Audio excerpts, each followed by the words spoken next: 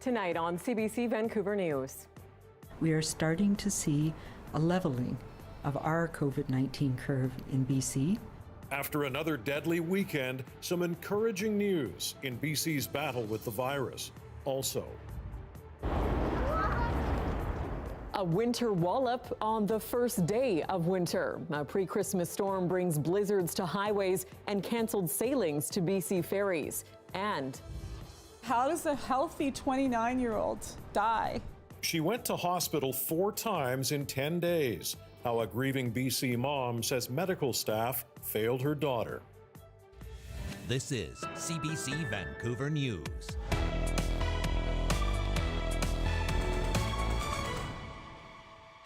Good evening and thanks for joining us tonight. BC's second wave of COVID-19 is showing some signs of leveling off tonight. However, as case numbers remain high, health officials are once again warning people against visiting friends and family this holiday season. Another 41 people died over the weekend in our province from COVID, bringing the province's death toll to 713. Another 1,667 cases were confirmed over the weekend. That is down 23% compared to the previous weekend. BC's total now stands at just over 47,000. Hospitalizations are slightly down to 341, and the number of those in critical or intensive care is now at 80. Active cases are down to just over 9,700. Over 3,600 healthcare workers have now been immunized. And as mentioned, Dr. Bonnie Henry says the COVID-19 curve in BC is leveling off. Our Zara Premji joins us live now with more on this. Zara, what specifically is Dr. Henry saying about the curve? Well, she was cautiously optimistic when speaking about how measures that have been in place since early November are playing a role in recent case counts. She says there is a leveling of the curve here in BC, but that isn't cause for celebration just yet. And that is good news, but it is a leveling at a very high level, which means that transmission continues to happen, particularly in the lower mainland, but also as we've been seeing, the interior and the north are having quite large transmission events relative to the population. She says with the restrictions in place, there's been a decrease in close contacts, but it's still a substantial number. And on numbers, Dr. Henry also says more than 3,600 healthcare workers have been vaccinated in BC, and the Pfizer vaccine is now available in every health authority in the province. Zara, she was also asked about the NHL's return to play plan. What more do we know about that today? Yes, so a proposal was sent by the NHL on how to proceed during this phase of the pandemic and the 2021 season. Dr. Henry gave a little pat on the back to the NHL and the Canucks in particular for having a proven record of doing the right thing. And Health Minister Adrian Dix says all of the health authorities across the country are taking a different approach than last season. They'll be looking at these proposals. They are obviously significantly different from what was presented in the summer. The plan, which was a bubble in the summer, which occurred during a time of relatively low COVID-19 caseloads in Canada and in North America. Minister Dix says they'll be working through the proposal in the coming days. All right, and Dr. Henry did talk about this new strain of COVID-19 that we're seeing in the UK. Yes, the good news is Dr. Henry says research shows that variant isn't here so far. And flights coming in from the UK remain halted until Wednesday at least, which she says gives her team time to pause and put appropriate protective measures in place. These changes don't seem to cause more severe disease and don't seem to interfere with the ability of vaccine to give people protection. And as well, one of the things we're concerned about is that it might affect the ability of the test to pick up the virus, and that does not seem to be the case either. Henry does say, though, some mutations of the virus have appeared here in BC when people come from other parts of the world. Now, while it's worrisome to see a new variant of a virus already causing so much destruction globally, she says she's not surprised it's happened, and much like the flu and its various mutations, this was more or less inevitable. Tanya, Mike. All right, Zara, thank you very much. Meantime, the UK has locked down its capital to try to contain the variant spread, and other countries are shutting UK travelers out. As our Farah Morelli shows us, that's prompting new fears over food supply. It's the road that leads to the Strait of Dover, the gateway to France. But today, The M20 looked more like a parking lot for trucks. Last night, France closed its border with the UK over concerns about the new coronavirus variant. The closure brought trucks to a standstill and stranded drivers. I take freight to Britain and I can't go back home. Others were luckier. So I'll be able to get home for Christmas. But a lot of these people that are sitting on the M20 are not going to get home for Christmas. Many of those trucks heading to France would normally bring fresh food back. Now, there are worries about potential shortages over the holidays. Today, supermarkets tried to calm those fears. So too did Britain's Prime Minister, saying the vast majority of food and supplies are coming in as normal. We're working to a solution, as I say, as fast as we can to allow freight traffic to resume between the UK and France and to ensure that lorries can travel in both directions in a COVID-secure way. European Union members met to discuss a joint approach to the new COVID variant and the attempts to secure its borders. More than 40 countries have now closed their borders to the UK, leaving some passengers stranded at London's Heathrow Airport and putting a halt to some Eurostar trains. Back at the port of Dover, drivers are bracing for a long night. France's ban is set to last 48 hours. The hope among many, they'll be able to make it home before Christmas. Farah Morali, CBC News, London.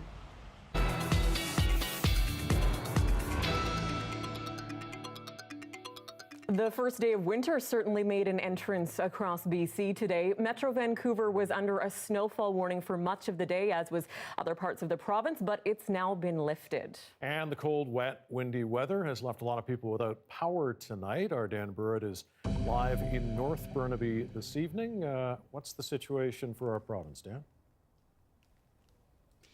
Well, we've switched to rain here in North Burnaby, but let's start off with the beginning of the day. Fun for some, not so much fun for others across our province. Metro Vancouver, Environment Canada, predicted up to 5 centimeters of snow today in some parts of the lower mainland. North Vancouver, here in North Burnaby, got plenty of it. Places at higher elevations, like we said, here in Hyde Park, they got enough to bust out the sleds and have some fun as you do. Less so if you had to drive a fair ways. Slow going in some areas across Metro Vancouver, downright scary for some. BC's Transportation Ministry says it received reports of at least 2 vehicles damaged from falling snow on the Portman Bridge, like those ice bombs of years before. It says it's dropped a full load of those cable collars to clear the snow, and it's keeping an eye on the Alex Fraser Bridge as well. TransLink says it's thrown the bus socks onto many of its buses that head to Burnaby Mountain and North Seymour. It's more serious in the interior. Take a look at this footage from the highway cameras on the Coquihalla Highway. Officials closed it in both directions from Hope to Merritt. And Highway 3, the Crow's Nest Highway between Hope and Princeton, has been shut down as well. RCMP in Kelowna, we're reporting collisions throughout the central Okanagan area, and even when the rain turned to snow, and they urged drivers to be very careful. If you were thinking of going to the island, bad luck if you tried to do it this afternoon. BC Ferries canceled a number of sailings across the Georgia Strait this afternoon. That included Tawasin to Swartz Bay, Tawasin to the Southern Gulf Islands, as well as Tawasin to Duke Point, and then Horseshoe Bay over to Departure Bay. On Vancouver Island, just snow and quite wet. Lots of snow fell near Nanaimo, while BC Hydro reported customers from Duncan to Saanich, Salt Spring Island to Victoria, and North Cowichan have been in the dark because of the storm. We got an update from BC Hydro a short time ago. It said at its peak, 90,000 customers were in the dark, and at last check, it's about 70,000, and some of those outages now run all the way to Surrey and to Mission. So despite this snowfall, which has now turned to rain, don't put even money or even good money on having a white Christmas on Christmas Day, just a few days from now. Environment Canada says it could all just melt away, somewhat like it is right now. Tanya, Mike. Classic Metro Vancouver snowstorm. Thanks so much, Dan. That's our Dan Burritt reporting live from Burnaby tonight. And our Johanna Wagstaff is off for the holidays, but let's bring in Nick Czernkovich now for a look at the forecast. And Nick, this was really the first big blast of winter for the lower mainland. Is it safe to say the worst is over at this point? Yeah, I'd say so, Tanya. We're really on the tail end of the system right now, and certainly ushering in winter with quite a bang here. As you heard earlier, we had about 5 centimeters of snow in some areas like Burnaby Mountain, but as you head a little bit further east toward the inland sections of BC, we're looking at snowfall totals that could reach 20 or 30 centimeters of snow, and there's still some warnings in those places. However, for Metro Vancouver, we're starting to drop the warnings. There's a look at the weather radar. At this point, you can see we're sort of on the tail end of this storm. If I zoom in here, a lot of it has switched over to some light rainfall right now in some areas. Still seeing that in Vancouver, but most of it pushing eastward. Now, higher elevations, still seeing some of that heavy, wet snowfall. What we're dealing with really around the Metro Vancouver area right now is going to be the winds along coastal sections, but even that is going to abate as we head through tonight and into tomorrow. So warning-wise, these warnings, actually the white areas here, the snowfall warnings have dropped. We still have some wind warnings in effect though, and we've got a couple of snowfall warnings around the Coquitlam area otherwise, and then further eastward through the inland sections and through the mainland. But otherwise, we've lost most of the snowfall warnings for areas around Metro Vancouver. So this is what we're looking at right now in terms of our warnings as we head through tonight. And that's really, those are all going to sort of drop off as we head through the next 24 hours or so. For the next 24 hours for Vancouver, looks pretty good. Lots of sunshine. In fact, we've got sunshine to stick around for the next few days, and temperatures will melt that snow, as you heard from Dan. All right, Nick, thanks very much. We'll talk to you in a bit.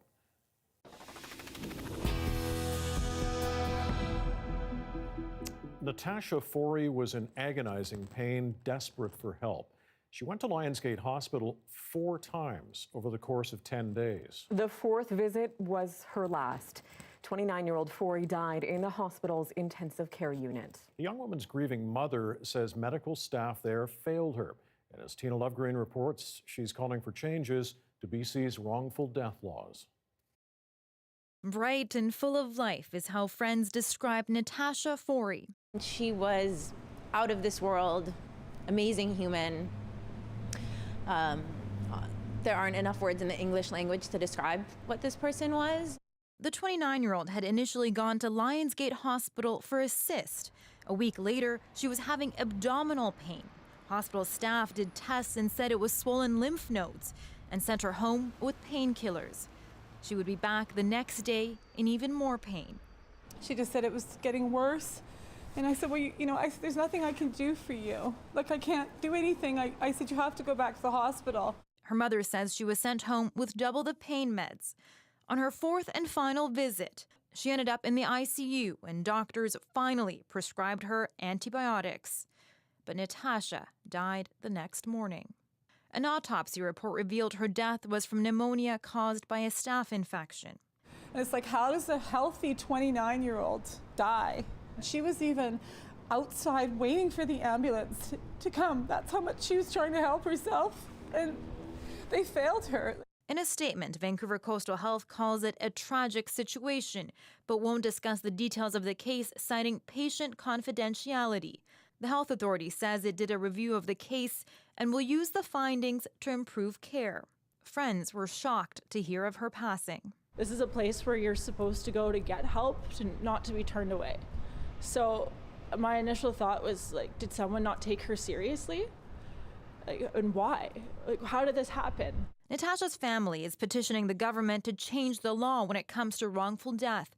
So right now, the Family Compensation Act only values the life of someone if they were a breadwinner, if they had an income and dependents. That's the only way they have value under the law. The government says updating the law has been delayed by the pandemic. And it is a priority for me as Attorney General to address it in this mandate of our government. And I look forward to doing that. And it'll be the memory of people like Natasha that makes that happen. But the change can't come soon enough for a mother who's already lost her only child. And Natasha was this incredible girl, my only child, and she had a future, a bright future, which I believe, had she got proper care, would still be here. Tina Lovegreen, CBC News, Vancouver. Canada is resettling nearly 100 of Australia's refugees. They were originally sent to islands in the South Pacific for processing. But as Briar Stewart reports now, they have been stuck for years because of Australian immigration rules. It was just over 5 years ago that Ali Karsa and his father were among the first refugees to leave an Australian immigration detention centre. They ended up there after fleeing Syria. They tried to seek asylum in Australia, but the government wouldn't take them.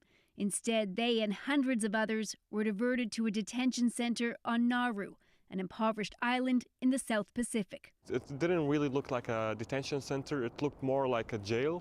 It was covered with fences around and security guards.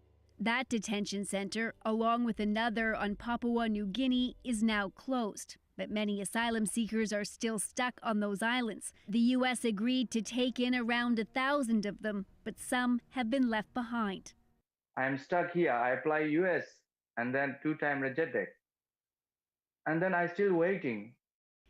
Mu Win, who is Rohingya, is one of nearly 100 refugees who will eventually be coming to Canada. With the help of private donors, a BC-based settlement agency is sponsoring them. So waiting 7 years and hearing that they would come to Canada, they are anxiously waiting to hear back. They're still in limbo because of COVID-19. There's one more step before the paperwork is complete, and officials say that can't be done until the visa office reopens in Sydney. But the fact that they're slated to come here is welcome news for Karsa. It's amazing to hear that. My father and I Karsa, who became a Canadian citizen last year, still keeps in touch with a few people on Nauru. I have a young friend that is my age. You know, I feel like he's just getting more depressed and more, weaker every time I talk to him, and it's really sad. Which is why he feels sad that so many are still there years after he got the chance to leave. Briar Stewart, CBC News, Vancouver. To our province's other healthcare crisis now, and BC is on the brink of the deadliest year on record when it comes to overdose deaths. More than 1,500 people have died of suspected ODs so far this year, with a month of reporting still to come. BC is 2 deaths short of that grim record. This year's total is well above 2019's death toll of 983, and while last month's total of 153 represents a small drop from October's tally, it's a jump of almost 90% compared to last November. The BC government is loosening the criteria for small businesses hit by the pandemic. The new changes will allow more of them to access the province's recovery grant program, and it follows months of criticism that the threshold was simply too high for many of them to access financial help. These changes will make it easier for you to apply and access the funding that will help you get your business back on track. Before, businesses needed to show a revenue drop of 50%. That's now been reduced to 30%. The new requirements also leave room for more recently established businesses to secure financial aid. Seasonal businesses and temporarily closed businesses, there are grants available to them, as well as tourism-related businesses in particular. For a comprehensive list of the new changes, you can check our website, cbc.ca/BC. As pandemic restrictions force British Columbians to get creative when it comes to holiday fun, the province is warning anyone heading into the backcountry, the wilderness, that safety needs to be the first priority. Stay safe, stay in bounds, ensure that you pack for the weather. And we also want you to pack a little bit of patience. Preparing for the elements includes measures like telling friends or family your trip plan and making sure you've got the right gear. The government is also asking people to prepare for crowds. BC Parks is expecting unprecedented attendance at places like Mount Seymour and Cypress Mountain. It's asking people to check ahead on wilderness and traffic conditions. The BC Parks website has links to at-a-glance information on both. If sing-alongs at the ski lodge are off the table because of social distancing this year, well, you could always take the music to the trails. This is at a ski club in Prince George. They call it the Skiano. Oh, I see, Skiano, yes. An old piano they didn't want to haul to the dump, so they bolted on some skis and haul it around now all over the trails with a snowmobile instead. The club says it's a little out of tune and some of the keys are missing. but it's still getting a lot of play with record numbers of people coming to enjoy the outdoors and just coming across and finding this musical surprise. It is different. All right, one of Vancouver's biggest and most festive events is back. Grab a hot chocolate, hop on the Bright Nights virtual holiday train. This 8-minute video has been uploaded to YouTube so everyone can enjoy Stanley Park's magically lit forest from the comfort of home. And imagine it's all free, no long lineups, and you'll be warm and dry as you take this holiday tradition in. Bright Nights is the largest fundraiser for the BC Professional Firefighters Burn Fund. And with fundraising down, they are hoping if you watch, you'll consider donating this year. Why not? Still looks great. And just a quick reminder, you can also watch our newscasts live on the free CBC Gem app. And CBC Vancouver is also on Facebook, YouTube, and Instagram. Under rising numbers and strained hospitals, Ontario announces another sweeping lockdown. But it won't start until Boxing Day. We'll explain the province's reasoning coming up next.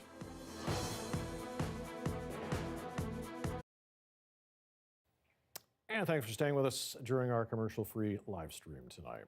Well, the pandemic has curtailed a lot of indoor holiday plans this year, but not outdoor ones like decorating. Yeah, CBC stations across the country shared video of what's happening in their communities. Here's a look at some of the holiday light displays across Canada.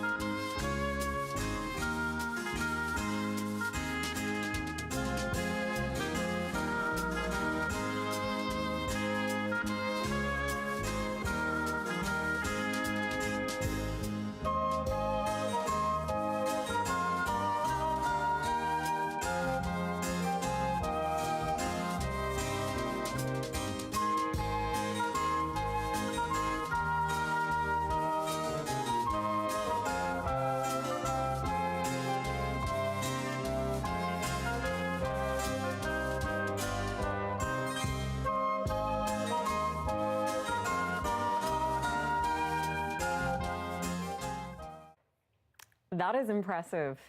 Yes, very impressive. It's all impressive. The whole flashing house thing, though, Yeah, maybe a little annoying. If especially, yeah, if you live across people across the street.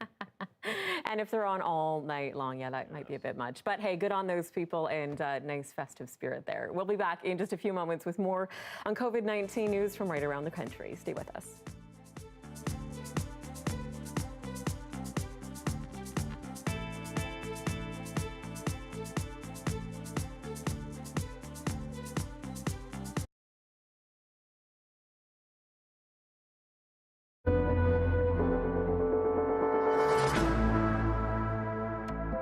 Ontario's premier is officially putting the province under lockdown beginning Boxing Day.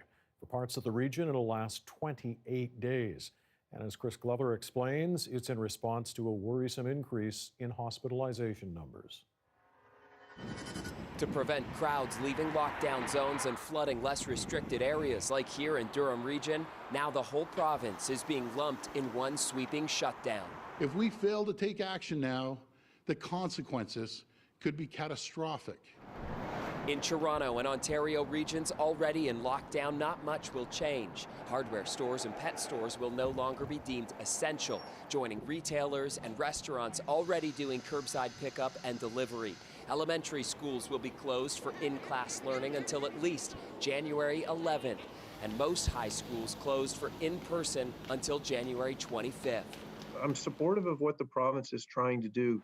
After just last Friday publicly urging the Premier to keep Durham in the red zone, the regional chair changed his tune over the weekend after word of a super contagious new strain of the virus in the UK. From my perspective, the world's changed very quickly since Friday. We have reached a tipping point.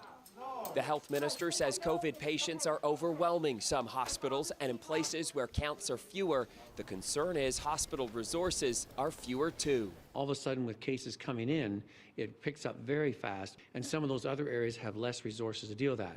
Ontario also announced small businesses who have seen a reduction of revenue over 20% can now apply for a support grant totaling up to $20,000. We know that thousands of businesses have already shuttered. And the longer this goes, the more we will lose. The key is to try to limit the scarring as much as possible. I've never believed in the police state. Ford stopped short of introducing travel restrictions or curfews, but said the province-wide step would discourage everyone's mobility, especially after Quebec recently took a similar province-wide step. Nothing against Quebecers. I love the Quebecers, but they'll come over in droves. And just to put Ontario's dire situation into perspective, during the first wave of the pandemic, at its very peak, when things were so bad in Ontario that all elective surgeries and procedures had to be canceled, there were 264 COVID patients in ICUs. Well, as of this morning, there were 265. And the Premier fears that over the holidays, that might get even worse. Chris Glover, CBC News, Toronto. And Health Canada says it has received the final documents needed to complete its review of Moderna's COVID-19 vaccine. Canadian Press is reporting the federal regulator could authorize Canada's second coronavirus vaccine soon.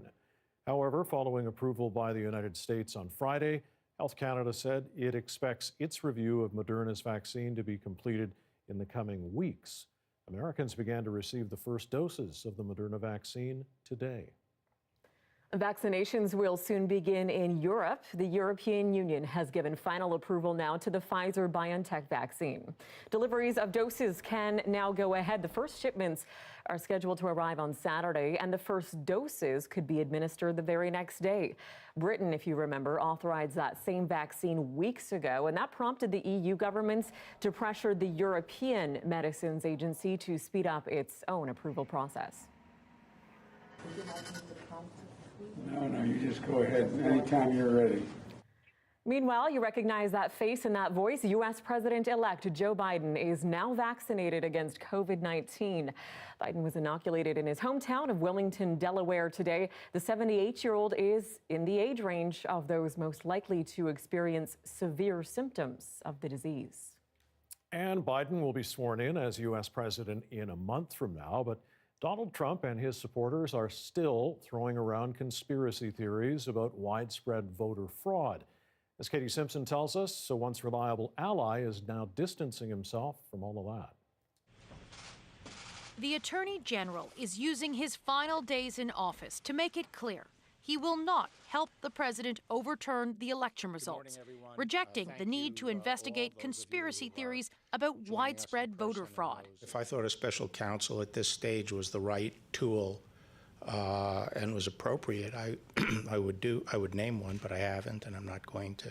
Bill Barr then shot down another of Donald Trump's hopes, saying there's no need for a special investigation into Hunter Biden, the son of President-elect Joe Biden. I have not seen a reason to appoint a special counsel, and I have no plan to do so before I leave. Trump also lost another valuable ally in the fight to save his political life. Newsmax would like to clarify its news coverage and The right-wing media outlet Newsmax walked back false claims it aired about electronic voting machines manipulating results. All of this comes as Trump considers new measures to hold on to power, including consulting with his disgraced former national security advisor, Michael Flynn, who floated the idea of martial law. He could take military capabilities and he could place them in those states and basically rerun an election in each of those states. A suggestion alarming members of Trump's base. The idea of sending the military in to rerun it would be a massive, massive red line. And I'm certain the president won't do it, but I think it's certainly worth talking about because people around him are advocating for it. There's less than a month left in Trump's term. His behavior suggests he'll use that time to keep fighting the election results with or without his allies. Katie Simpson, CBC News, Washington.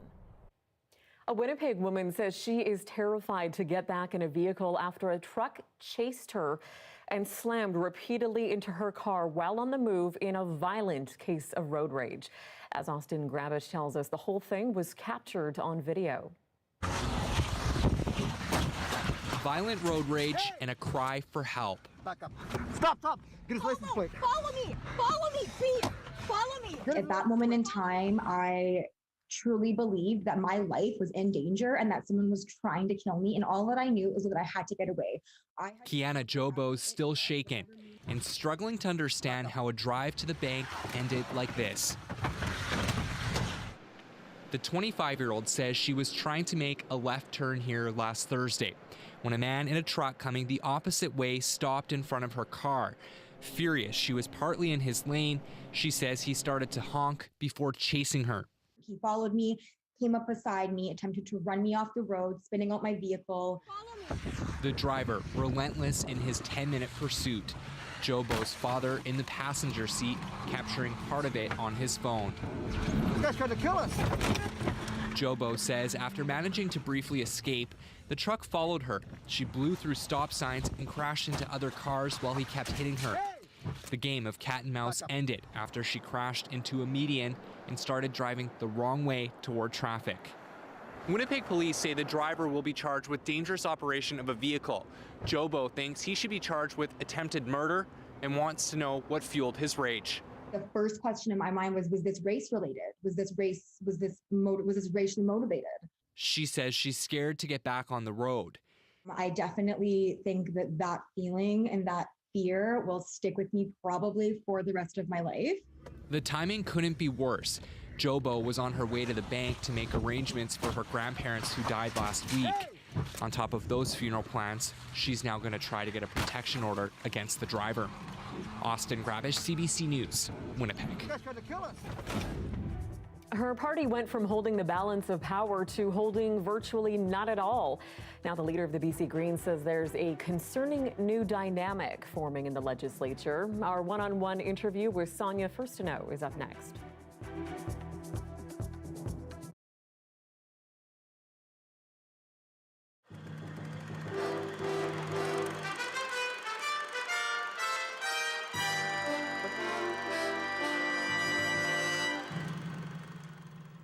Captain Harrison Layton boards a pilot boat and begins his latest assignment, to guide a foreign tanker from off Victoria to a berth in North Vancouver. The pilot boat takes Layton to the tanker, which is steaming offshore. Once at the tanker, Captain Layton faces the most dangerous part of his job, climbing a rope ladder draped over the hull. Today conditions were ideal, of course, because we're off Victoria.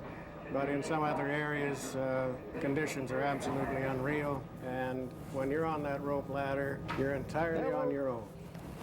Whistle is forward or above. Yeah. Once on board, Captain Layton goes to the bridge and takes control of the ship. Until the ship is berthed, he directs the speed and course setting the ship is run at. Steer 346. 346. Layton got this job because of his experience. He's worked in BC waters for 30 years. For the last 8, he's been a pilot. By federal law, most ships in Canadian coastal waters must be under control of a licensed pilot. We have knowledge gathered through years of experience on where we are, what's around us, the currents, what's taking place, who's there, what's going to happen possibly, and this sort of thing. This ship, the Osco Stream, is typical of the vessel's latent pilots. It's 183 meters long, about 630 feet. It's owned by a Norwegian company and registered in Liberia for tax advantages.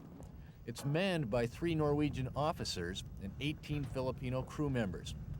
The Osco Stream is a tanker. It carries liquid cargo, and on this trip is picking up a load of liquid caustic soda for delivery to Australia.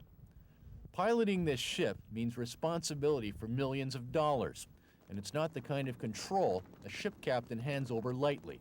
But BC pilots have a good reputation. It's a very good pilot here. I've been here about 4 or 5 times, but it's very good. The course to North Vancouver meanders through the southern Gulf Islands. On this job, that part of the trip happens in daylight, and just before dusk, the ship enters the Strait of Georgia. 3 hours later, the Osco Stream steams up Burrard Inlet. With city lights on either side of the inlet, Captain Layton gets ready to berth the ship, the part of his job that demands the most skill. Midships. Midships.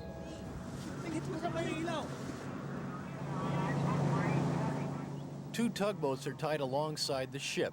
The tugs are used to push the ship into the dock. The skippers on board take their orders from Captain Layton.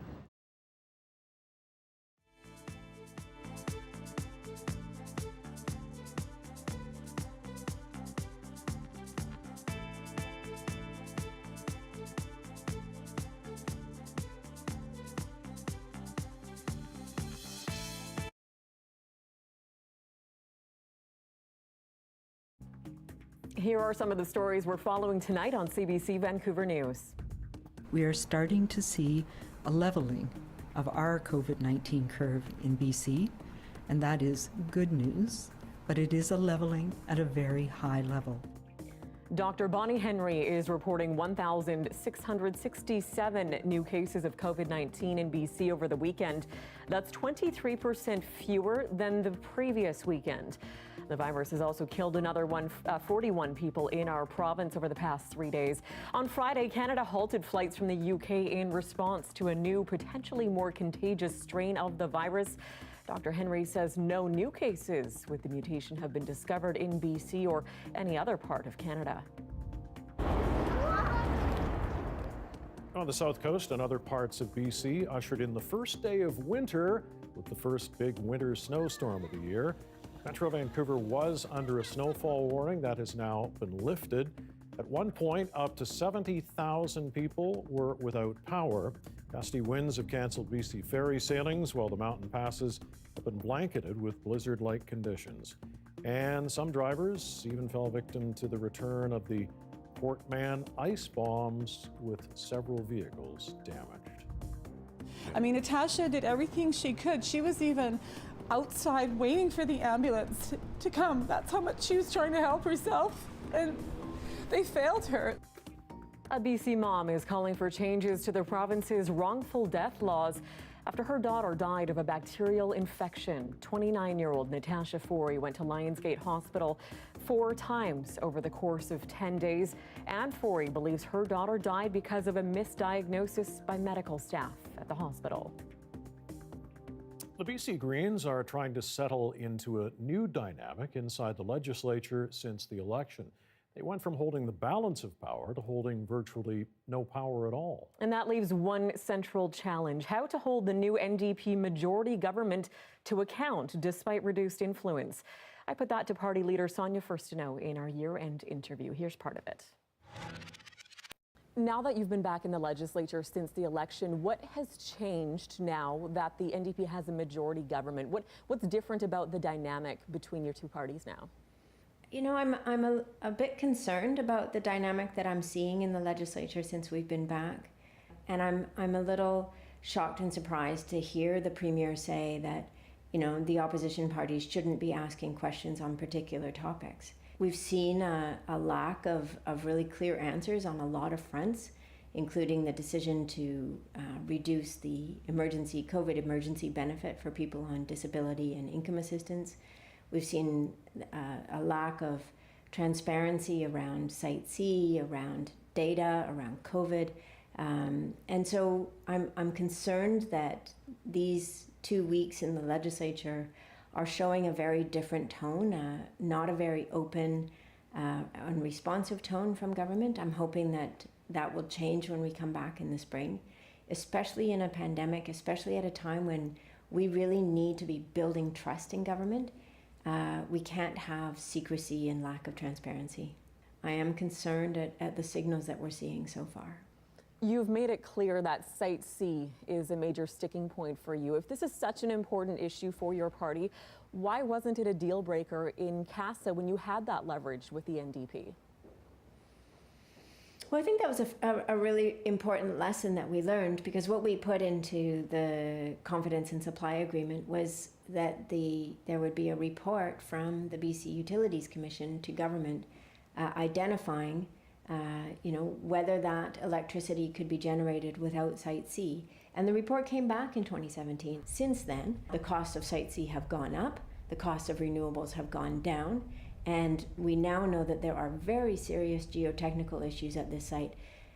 This premier has a decision to make right now, and that's whether he's going to continue to double down on a bad decision that was made by the Liberal government in the first place, by his government in 2017, or does he look at the evidence, does he acknowledge that this was a mistake, and does he stop this project before it becomes an enormous financial burden for generations to come in BC? The pandemic is still on the forefront, and now that BC is struggling to contain the second wave, is more strong criticism of health policies in this province appropriate? And how do you plan to hold the government to account better on this? I think it's always good to ask questions. I think it's always good to ask for more information, for more transparency and more accountability. And we've seen where that is starting to break down. And for example, a lot of communities, a lot of racialized communities have been asking for disaggregated data so that we can understand how COVID-19 has impacted different communities differently. Teachers are asking for a lot more information, and they're asking to be heard about the solutions that they're bringing forward for their classrooms and their schools. And it's important for a government in a time like this to be very responsive, to show that they're listening, to show that people are being heard at a time like this. I hope that this is what we will see more of from this government. We'll have to leave it there. Sonia, thank you so much for joining us. Thanks, Tanya. Always a pleasure. It is 57,000 years old and was found buried in the ice. It's a wolf pup. What it's telling scientists next. And at 6:41, here's a live shot looking at Whistler Olympic Plaza under a blanket of snow tonight. Well, we did see a widespread blast of wintry weather today, but clear skies are on the horizon. Will that last until Christmas Day, though? We'll have your full forecast coming up next.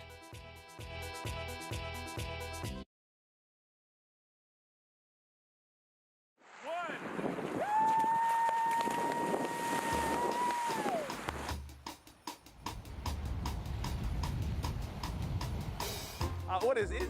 We're overcast. There's snow falling right now, right? There's some snow. Yeah. There's definitely some wind. It had me thinking a little bit about what it's going to feel like to dip into this lake. You did your polar bear dip 2 weeks ago? We did, yeah. And it was a day that was much nicer than this one. Thanks for that. In a typical year, can you describe what goes down for the polar bear dip? Like, what does it look like out here? It's just rammed with people, and people are playing drums, people are singing and chanting. And then there's like hundreds more of spectators. And all of these dippers converge on the beach just before noon on New Year's Day, and cheering and screaming and all this, this nervous energy maybe. This is all for a good cause as well, right? This benefits Boost. Can you tell me a bit about what Boost does? Yes, that's right. The Toronto Polar Bear Dip has benefited Boost for a number of years now. And we are a charity in the city of Toronto that supports children and youth who've experienced abuse and neglect in their lives. So some important work. It's unfortunate that we can't do that this year, and we're looking for other ways to kind of explore that feeling and get that feeling maybe on our own or in safer, smaller groups. Have you ever done the dip? I have not done the dip, Nancy. but you know what? This year, the dip is all about do it your way, when and where. And so I've decided to take a warm dip, and I'm going to make a donation to Boost. Usually it's that first time you do it that you get that, it's a combination of like a rush of energy and then that boom, that cold feeling. But it's sort of it's just hard to describe. It's an exhilarating burst of energy, really. Do you have any advice, any polar bear dip tips for me? All I can say is get in, have fun. You can get your head wet. Okay. That's sort of the official threshold. Get your head wet, yeah. and then get out and get warm and as fast as possible. That's about it. Ooh.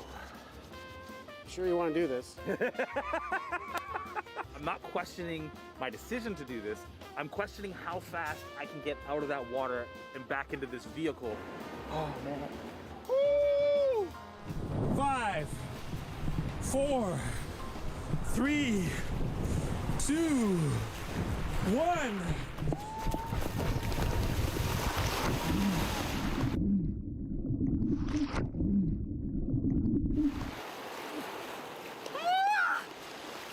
Oh, my Lord! It's so cold! And then you get hot for a second as you go down under the water. And then you get so cold again. Oh. And the truth is I actually cannot feel the surface of my skin right now. A little numb. Could really go for a hot chocolate. We'll work on that.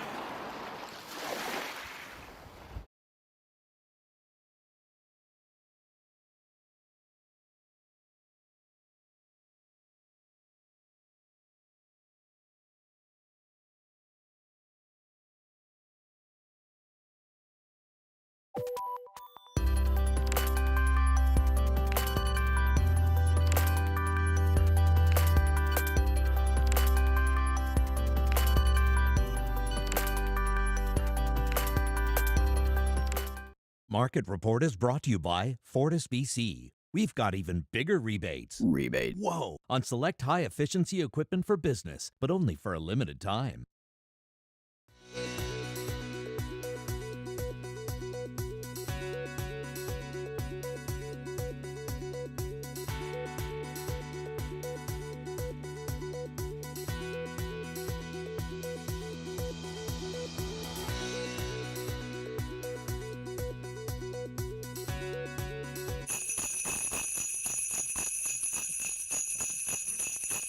You better catch on. You better not cry. You better not pout. I am telling you why. Santa Claus is coming to big ending town. Beautiful, beautiful thing. Yes, local crooner Michael Bublé, joined by Canucks star forward Elias Patterson. He surprised family and staff at the Canucks Place Children's Hospice with a few Christmas carols. You recognize that voice anywhere. And along with Santa Claus is coming to town, they also sang Rudolph the Red-Nosed Reindeer. You can see they're physically distanced outside, wearing masks the whole COVID bit. Bublé says he's considering taking his show with Petey on the road. Not bad. Not bad at all. Don't know how much singing Petey did, though. But anyway. All right. Wild kind of day here on the West Coast. Sloppy snow down at sea level, but it's all over for the time being, Nick. Yeah, it is. What a way to usher in winter, eh? I'm sure the kids love it anyway. Not so great for driving, especially as you get through the BC interior. We're looking at, as I mentioned earlier, 20, 30, even locally 40 centimeters of snowfall. The good news in all of this, though, it's actually a fairly fast-moving system. We've got some lingering warnings that are in effect mostly through the BC interior. Still, though, some wind warnings down around Metro Vancouver and up around Coquitlam. We're still looking at a snowfall warning that I think is going to be gone pretty soon, and that's for an extra couple centimeters of snow. Now, the system itself, fairly fast moving now. It's pushing its way eastward. Still an overnight event for most of the BC interior, but by tomorrow, things basically clear out. So we put the forecast board into motion. This takes us through to Tuesday morning, and you notice really making its way into Alberta. For the most part, BC is going to be in the clear, and if not by the early morning hours, certainly as we head through the afternoon, we're looking at sunshine. Forecast through the next couple of days, sunny skies for the most part through southern BC. That carries right through until Thursday afternoon, Thursday evening. Friday, however, just in time for Christmas, we're looking at more in the way of rainfall, not snow, but rainfall. We'll come to that in the long-range forecast. Temperatures, for the most part, have remained above zero here as you get closer to the water, but as you move just a little bit higher in elevation, we're talking about 300 meters or so elevation. That's where we're looking at snow. And we saw that in Burnaby Mountain and some of the images there, upwards of about 5 centimeters of snow. Winds are still going to be a bit of an issue right along sort of coastal sections here as we head through tonight, and that's where we're still seeing wind warnings. By tomorrow morning, though, gusts about 30 kilometers per hour. By tomorrow afternoon, we're looking at winds, generally speaking, around 10 kilometers per hour. So light winds in the forecast by tomorrow afternoon. There's a look at the forecast across the region. Lots in the way of sunshine, temperatures at or above seasonal, and same story elsewhere across most of British Columbia. For the next 24 hours, looking at sunshine returning, temperatures just above the zero mark there, winds petering out, and 4 degrees for a high for tomorrow. As we head through the next 5 days, 4, and then 5 again on Thursday. Just in time for Christmas Day, though, we've got rainfall, temperatures to 7 degrees, and as we look at the averages, just a little bit above average for Friday and right into the weekend. Mike and Tanya. Thank you so much, Nick. We'll focus on those sunshine icons right through Christmas. Exactly. I'm going to just cover this stuff right just here. Stand right there. Yeah. Thanks so much. We'll talk to you again tomorrow. You bet. A 57,000-year-old wolf cub discovered in the Yukon is providing scientists with some fascinating findings. And as Czernkovich shows us, they're being shared for the first time. Well, this is a complete mummified wolf pup. We can see her ears with little tufts of hair. Yukon paleontologist Grant Zazula calls this little gray wolf remarkable. We almost never find mummified animals like this with skin and flesh. It was found a few years ago while gold miners were blasting a wall of permafrost. And realizing the little pup could be important, Neil Lovelace put it in a gold pan and put it in the freezer. When Zazula picked it up, he knew it was more valuable than gold. But before his team could begin their work, the ancient animal was honored by the Trundikwichin First Nation, on whose traditional territory it was found. Elders gathered together quite quickly, and they wanted to show respect with this baby wolf, which we called Little Jur now, which in Han language it means little wolf. The scientists started calling her Jur as well. So the first thing we did was radiocarbon date her to find out how old she is. And then we reached out to geneticists to look at the ancient DNA. So we were able to extract and sequence a complete genome to understand its genetic history. Scientists determined she was just 7 weeks old when she died 57,000 years ago. And genetic testing reveals she isn't related to contemporary North American wolves, but rather Ice Age wolves from Russia. When we did her x-rays, we found out she still even has all her organs intact, which is incredible. So she's basically like 100% intact. Researchers even determined her last meal, another surprise. Salmon, not bison or caribou as they had expected. The findings are so significant they were put on the cover of this month's scientific journal Current Biology. But as rare as this ancient wolf pup is, scientists say with global warming and more permafrost melting, they're expecting more Ice Age treasures like her to emerge from the mud. Cheryl Kawaja, CBC News, Whitehorse. Look up, way up, and you'll see a bright star in the sky. And it's actually a meeting of sorts. And why it's the first time we've seen it in 800 years, we'll explain next.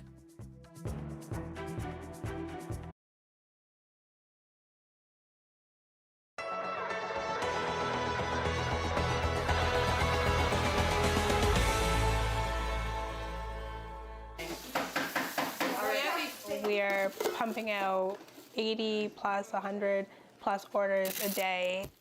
So 50 grams is approximately like 20 cups of tea. Taylor Lindsay Noel oversees her small team. weighing, packaging, and filling orders of her luxury loose leaf teas and accessories. It's been very, very hectic, and we've grown quite quickly. At the start of the year, the entrepreneur thought about shutting down her business, but an email made her think twice. I wake up to an email from someone who says they're from Oprah's team, and I thought it was a joke, and I deleted it, and an hour later I couldn't let it go, and I opened it back up again. So this will be a holiday season unlike any other. Oprah Winfrey's team was starting to curate items for the most coveted list of the year, Oprah's favorite things, and asked Lindsay Noel for a sample. And I remember the day where we had to send our package to Gail King in Oprah's home, and I just kissed them, and I'm like, please make this happen. That I was on pins and needles, because once they reach out, it doesn't mean that you're on the list. It's weeks and weeks of testing, sending product, them going back and forth, multiple rounds, and there's no guarantee. This is the chai tea, right? It is. It's our Cha-Cha Chai, which is one of Oprah's favorites. And it has black tea, ginger, organic cinnamon, organic vanilla bean. Oh yeah, that's really good. What I was told, it was the tea that sold her on the entire set. Cup of Tea got Oprah's stamp of approval. And I remember telling my mom, and she was just over the moon, because Oprah has been a huge part of our life. I remember going and rushing home to watch her on TV with my mom. The rest is what they call the Oprah effect. We recently are supplying some teas for Steven Spielberg's office. I got to do an event with Secretary Hillary Clinton. It's all virtual this year. And this year, we're celebrating Black-owned businesses and the people behind them. I'm Black, I'm female, I'm disabled, but I'm hoping that through my example, we can continue to break glass ceilings and show that there are so many different types of entrepreneurs. This opportunity for Lindsay Noel came at the right time. 12 years ago, I had a really devastating fall off the high bar when I was a gymnast, and unfortunately when that happened, I broke my neck and severed my spinal cord, instantly paralyzing me. Now she's looking forward to growing her tea business. Nazima Walji, CBC News, Toronto.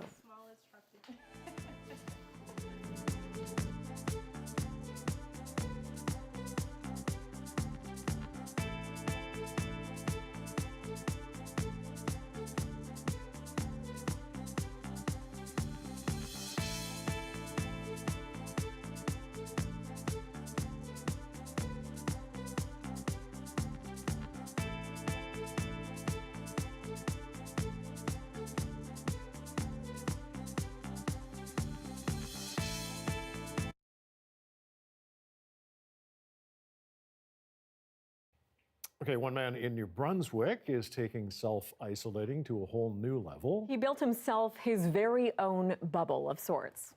Eric Belanger traveled from Montreal to Edmundston to visit his parents for the holidays. He spent his 2 weeks of quarantine playing cards, watching TV, and eating meals with his parents, all from inside this home, made of plastic bubble.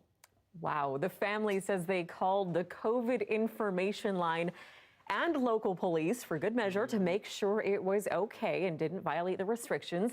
His parents popped the bubble on Saturday and were able to hug their son for the first time in almost a year. Got to be committed. Got to be committed for that. Yeah. Well done. All right, an extremely rare planetary event is taking place tonight for sky watchers. So rare, in fact, it hasn't happened in nearly 8 centuries. Yeah, as Fiona Udlam tells us, the astrological event known as a Great Conjunction will light up the sky to create what's known as the Christmas star. If you have a keen eye, you may have noticed 2 fairly bright objects that resemble stars, and they're just right along the western horizon just after sunset. Well, those 2 stars are actually planets, and they're Jupiter and Saturn. On December 21st, the day of the winter solstice, the 2 planets will look so close together, it'll appear as if they're almost touching. Astronomers call close pairings like this conjunctions, and this conjunction, they call this a great conjunction. The last time the pair were observed to be this close together was in 1226, almost 800 years ago, when Genghis Khan was still in power. Genghis Khan, remember him? Okay, so how do we see this once-in-a-lifetime event? Well, you need a really good view of the southwest horizon at sunset. Now, you don't need any fancy equipment. You can see it with your bare eyes. Some binoculars would be great. A telescope, well, that would be awesome. And also a nice clear sky would be also very, very helpful. But you really don't need all that stuff to get a great view. Happy Great Conjunction! A mini replica of the Rosebud Motel from the hit series Schitt's Creek has been attracting some rather large crowds to a Seattle neighborhood. Marla Ellingson is a Canadian living in Seattle. She sent us these photos after lining up in the cold and rain with her daughter this morning. It's quite the attraction. As you can see, some care has really gone into the detail in recreating the iconic motel in all of its intricacies. Canadian and U.S. fans have been binge watching the quirky comedy since the pandemic hit, and the show made history, of course, at this year's Emmys, sweeping all 7 comedy categories. As for Ellingson, she says she's just grateful to have this little bit of Canadian heritage in Seattle, since she won't be able to visit family and friends on this side of the border this Christmas. Count me as one of those binge watchers. That's really cool. That's actually very good. Yeah, it really is. We'll have to see it next time we go down there, if ever, Whenever eventually. that is. Yeah, exactly. You can always watch our newscasts online, by the way, at cbc.ca/BC. Going to leave you with some more images of the snow and remind you that Dan Burrett's here at 11 o'clock after the National. Have a great night. Good night.